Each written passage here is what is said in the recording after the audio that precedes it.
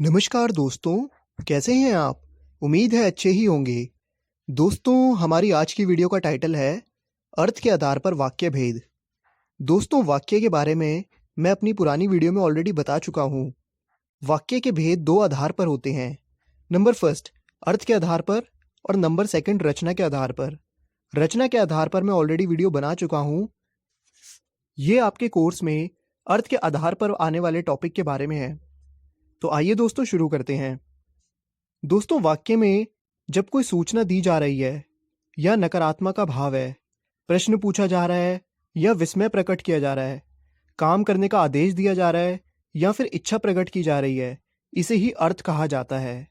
और इसी अर्थ के आधार पर वाक्य के 8 भेद होते हैं जो इस समय आपकी स्क्रीन पर हैं। हम एक एक करके सबके बारे में पढ़ेंगे। आइए नंबर फर्स्ट की ओर चलते हैं। तो नंबर फर्स्ट होता है विधानवाचक वाक्य, यानी जिस वाक्य में क्रिया होने या करने की सूचना मिलती हो या इस प्रकार का सामान्य कथन हो, उसे विधानवाचक वाक्य कहते हैं। विधानवाचक वाक्य को सकारात्मक वाक्य भी कहा जाता है, क्योंकि इस प्रकार के वाक्यों में कही गई बात को ज्यों का त्यों मान लिया जाता है। विधानवाचक वाक्य उन वाक्यों को भी कहते हैं जिन वाक्य में सामान्य कथन का पता चले। आइए विधानवाचक वाक्यों के उदाहरण देख लेते हैं एक बार। तो इसका पहला उदाहरण है पक्षी घोंसलों से उड़ चुके हैं। नंबर सेकंड, कविता ने पाठ याद कर लिया है। नंबर थर्ड, नदी में बाढ़ आई है। नंबर फोर्थ, विजया ने दौड़ में प्रथम स्थान प्राप्त किया। आइए दोस्तों, अब हम अपने अगले वाक्य यानी निषेधवाचक या फिर नकारात्मक वाक्य की ओर बढ़ते हैं। तो जिन वाक्यों से क्रिया ना होने या ना किए जाने का भाव प्रकट होता है, उसे नकारात्मक वाक्य कहते हैं। यानी इन वाक्यों की पहचान ना, मत, नहीं देखकर की जा सकती है। आइए उदाहरण देखते हैं। नंबर फर्स्ट, पक्षी घोंसले से नहीं उड़े हैं। नंबर सेकंड, कविता ने पाठ नहीं याद किया है। नंबर थर्ड, नदी में बाढ़ नहीं आई है। नंबर फोर्थ, ऐसी सर्दी में बाहर मत जाओ। नंबर फिफ्थ, रोहन धूप में ना निकलना। आइए दोस्तों, अब हम अपने अगले वाक्य यानी प्रश्नवाचक वाक्य की ओर बढ़ते हैं। तो जिन वाक्यों में प्रश्न पूछा जाता है तथा जिनमें कुछ उत्तर पाने की जिज्ञासा रहती है, उसे प्रश्नवाचक वाक्य कहते हैं। इनकी पहचान के लिए हमें दो बातें ध्यान में रखनी होती हैं। नंबर फर्स्ट, जैसे इनमें आने वाले कुछ शब्द हैं क्या, कब, क्यों, कैसे, कौन, किसे, किसका, ये सब शब्द देखकर हम पहचान सकते हैं। और नंबर सेकंड, वाक्य के अंत में लगे प्रश्नवाचक चिन्ह यानी क्वेश्चन मार्क को देखकर भी हम इन्हें पहचान सकते हैं। आइए उदाहरण देख लेते हैं। नंबर फर्स्ट, ऐसी धूप में बाहर कौन खड़ा है। नंबर सेकंड, रमा कब आई। नंबर थर्ड, तुम कल विद्यालय क्यों नहीं आए। नंबर फोर्थ, कल तुमने क्या क्या खाया था।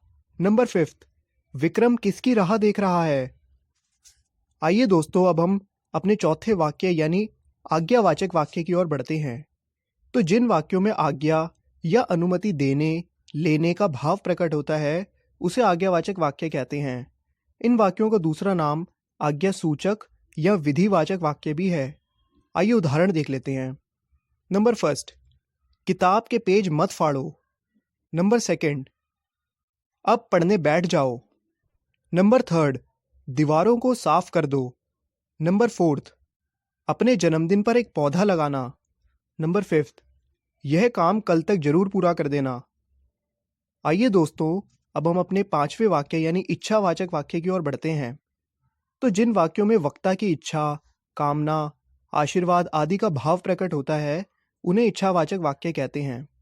आइए उदाहरण देखते हैं। नंबर फर्स्ट, मित्र जन्मदिन की ढेर सारी बधाइयाँ। नंबर सेकंड, ईश्वर करे आप खूब उन्नति करें। नंबर थर्ड, हमने चाहा था कि हम साथ साथ रहें। नंबर फोर्थ, काश इस समय सुमन साथ होती। नंबर फिफ्थ, मैं चाहता हूं कि सभी स्वस्थ हों। आइए दोस्तों, अब हम अपने छठे वाक्य यानी विस्मयवाचक वाक्य की ओर बढ़ते हैं। तो विस्मय का अर्थ होता है आश्चर्य, यानी जिन वाक्यों से आश्चर्य, हर्ष, घृणा, प्रसन्नता, शोक, दुख, भय आदि भावों की अभिव्यक्ति हो, यानी इस तरीके के भाव प्रकट हो, तो उन वाक्यों को विस्मयवाचक वाक्य कहते हैं। इन वाक्यों का दूसरा नाम उदारवाचक वाक्य भी है। इनकी पहचान के लिए आपको दो बातें ध्यान में रखनी पड़ेंगी। नंबर फर्स्ट, वाक्य में अहो, आहा, हाय, छी, अरे, ये सब शब्द आपको अक्सर दिखेंगे। और नंबर सेकंड, ऐसे शब्दों या वाक्यों के अंत में लगा विस्मयवाचक चिन्ह यानी एक्सक्लेमेटरी साइन को देखकर भी आप पहचान सकते हैं कि विस्मयवाचक वाक्य है। आइए उदाहरण देख लेते हैं। नंबर फर्स्ट, अरे कितना विशाल मैदान है। नंबर सेकंड, ओह तुम आ गए। नंबर थर्ड, आहा, इतना सुंदर फूल देखकर मन प्रसन्न हो उठा। नंबर फोर्थ, सावधान ट्रक आ रहा है। नंबर फिफ्थ, छी, नाले के पास बड़ी बदबू थी। आइए दोस्तों, अब हम अपने सातवें वाक्य यानी संदेहवाचक वाक्य की ओर बढ़ते हैं। तो जिन वाक्यों की क्रिया पूर्ण होने में संदेह होता है यानी शक होता है, उन्हें संदेहवाचक वाक्य कहते हैं। इनकी पहचान आप दो तरीके से कर सकते हैं। पहला, वाक्य के अंत में होगी, होगा, होगे ये सब देखकर। और दूसरा, शायद, संभवतः ऐसे शब्द देखकर भी वाक्यों को पहचाना जा सकता है। आइए उदाहरण देख लेते हैं। नंबर फर्स्ट, अब तक फसल कट चुकी होगी।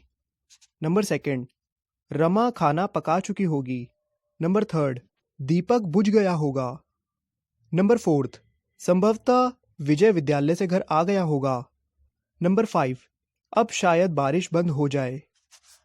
आइए दोस्तों, अब हम अपने आखिरी और लास्ट संकेतवाचक वाक्य की ओर बढ़ते हैं।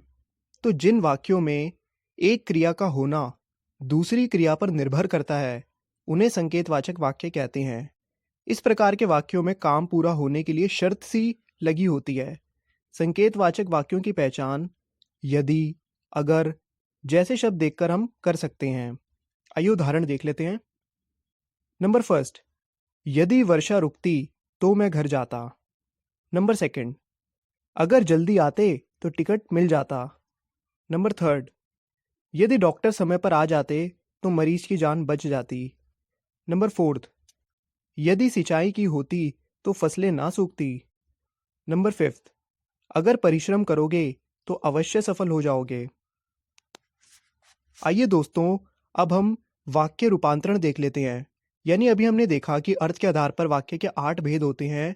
इनमें से किसी वाक्य के एक भेद से दूसरे भेद में इस तरह बदलना कि वाक्य का कर्ता, क्रिया और कर्म ज्यों का त्यों रहे, वो वाक्य रूपांतरण कहलाता है। अभी जो हमने 8 वाक्य पढ़े हैं, उन सब के अंदर एक एक वाक्य को हम उठाएंगे और उनको बाकी के 7 वाक्यों में कन्वर्ट करेंगे। आइए शुरू करते हैं सबसे पहले विधानवाचक वाक्य से। तो मैं आपको विधानवाचक वाक्य से बाकी के 7 वाक्यों की ओर कैसे बदला जाता है वो दिखाऊंगा।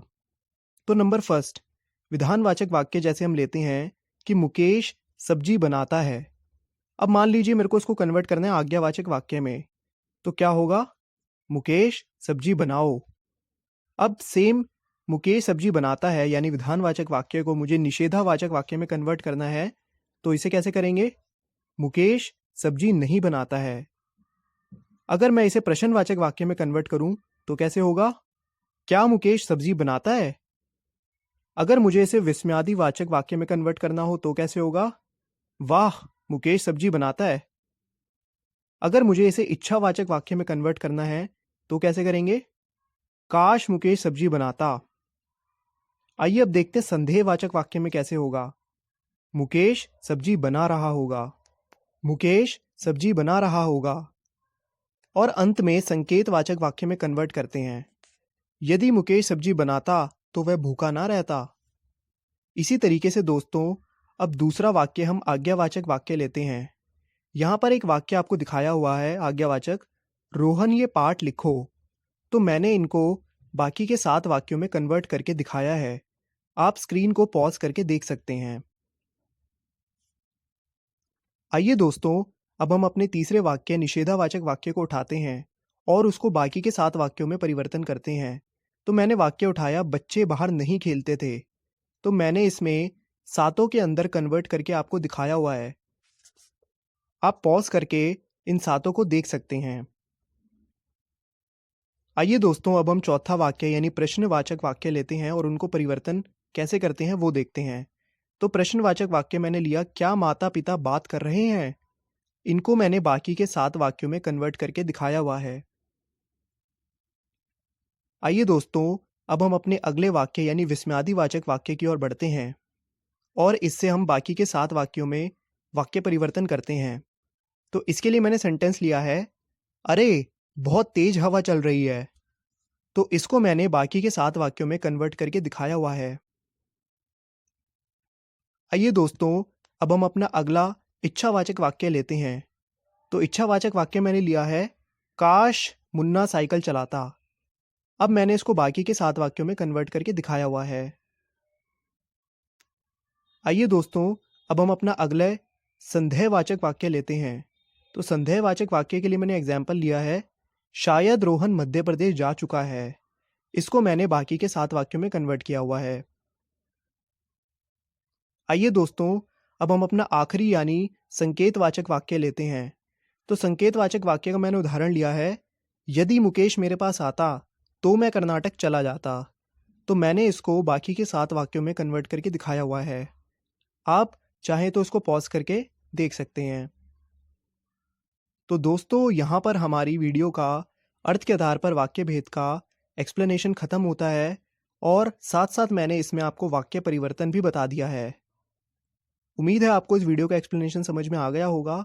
आपसे मिलेंगे अगली वीडियो में, तब तक के लिए देखते रहिए खेल खेल में ज्ञान। Okay, thank you.